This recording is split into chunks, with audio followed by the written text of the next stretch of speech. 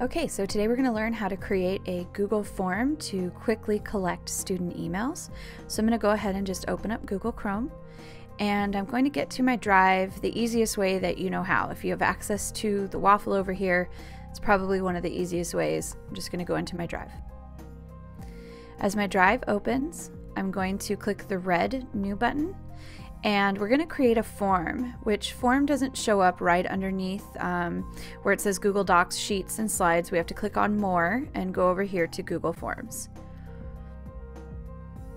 Now, once this is opened, we're going to go ahead and uncheck the district login. I just always kind of do that for right now. I think that's going to be the easiest way. We're going to go here to Untitled Forms, and we're just going to title it Student Emails. And for the description, I'm just going to write something like, this is an easy way for your teacher to collect your emails and share items to your drive. Sure. Okay, so for purposes of thinking about having the spreadsheet open and being able to quickly and easily arrange things in the sheet, one of the first things I always do is ask for last name. So my question title is just last name. I'm going to change the question type to text, and I am going to make it a required question, and I'll click done. And then I'm going to add another item, another text box, where I'm going to say first name. Just simply because when you put this together in the sheet, it will allow you to easily arrange just like it would on your class roster from Synergy. Next item, I'm going to ask for their period or block, and I have found that it is just simpler to make them choose from pre-made options. So I'm going to write just as my question title period, and then for option 1 I'm just going to write down what periods I have or what blocks I have, because sometimes when I make this as a text for students, they will inevitably type something that doesn't make it easy for me to format on the other side on my spreadsheet from the form entries. So let's just say period 5 maybe is my prep period, so I will just do period 6, and I'll say that this is a required question. Again, fill this out for you as you need. Now, if you're an elementary teacher, you might not need to even have this period section, so you could just completely leave this out. So this is probably primarily for middle school and high school teachers that have multiple sections. So we're just going to click done on that. And then finally, the last question is just going to be for the student email. Now, you also have this option for help text here. So I'm just going to simply type don't forget to be careful here. And then I usually do a help piece for the email as well. So we'll just say first name underscore last name at beaverton.k12.or.us. Just because sometimes the students just simply don't remember how to type out their email.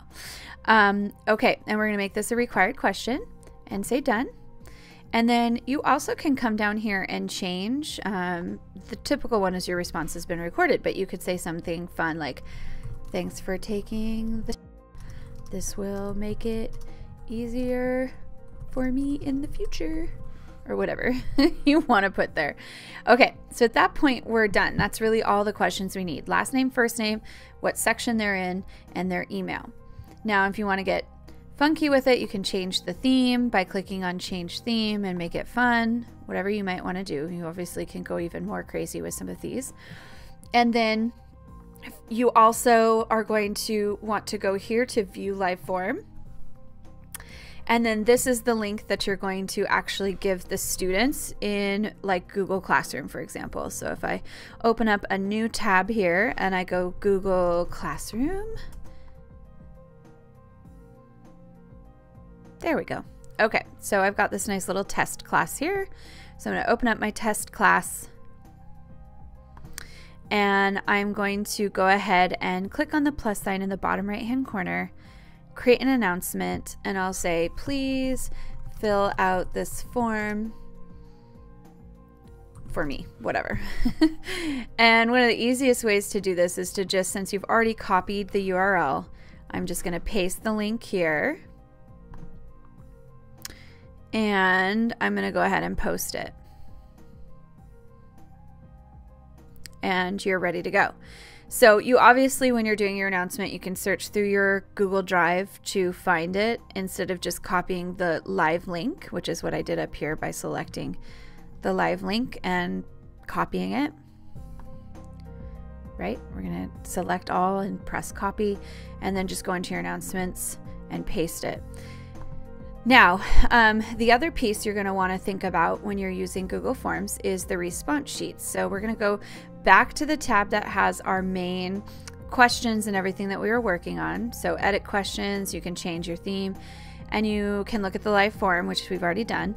Here we're going to click on view responses. And so it's going to ask where you want this to go, and you want it to go to a new spreadsheet. This is the title. You can change the title if you want to. And you're just going to go ahead and hit create. That's one of the questions it asks you when you first start using your Google Drive. Eventually it will stop asking you that as you keep on making response sheets. So this is what this spreadsheet looks like. And one thing that I would always recommend is to do kind of a couple of what I call student tests or dummy test responses.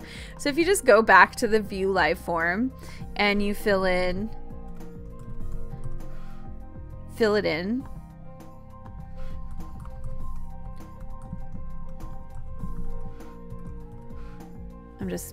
I know that's a fake email, but you can submit as many as you want, and that makes it kind of nice because then you can see that it is in fact working.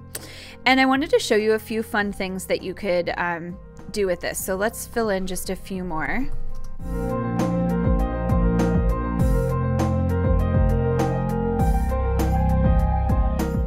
Okay, so now you can see that I have quite a few more pieces populated in my spreadsheet.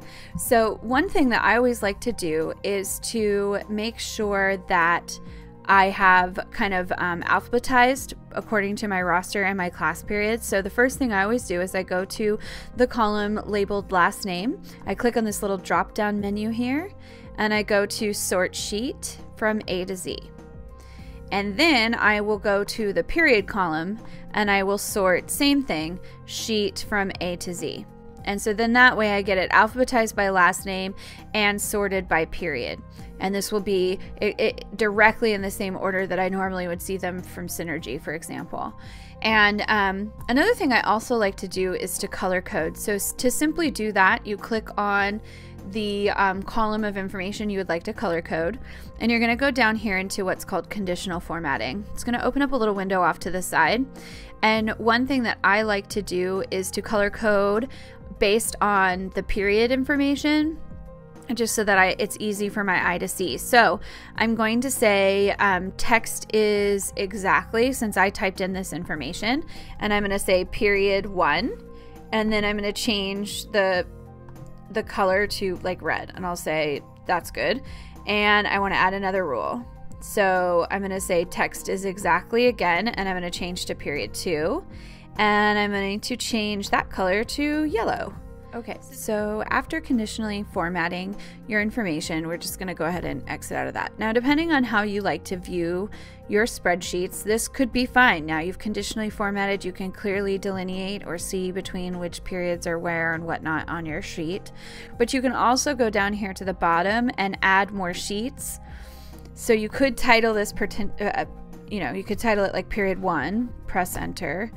And then you go back to your form response section here, and you could in fact collect this information and go to the period 1 sheet and copy it over so that you have a sheet for each of your periods or blocks. That's up to you, depends on if you really want to do that or not. Now, what does this mean for you? So personally for me, as I created things in my Google Drive, for instance, I ran a flipped classroom. So when I would create videos that I wanted to share with students, I'd put all those videos into a unit folder, and then I would come to this particular email collection piece, and I would grab the student emails. Let's just say I just want to share them with my period 6 students. I would grab those student emails, I'd copy them, and then I could go into my drive, select the specific folder that I wanted to share, click on the little share plus icon, and I would just then type in their emails right here, just paste them in. And then as soon as I did that, you click send, and that's it. That's all you have to do. So automatically, you're sharing that particular folder of information or that particular document with those specific students. So it really makes it nice and easy. So hopefully that was a nice little tutorial for you. Please don't hesitate to contact your LITs in your buildings or any of your InnoStrats. Information will be towards the end of the video. Thanks, guys.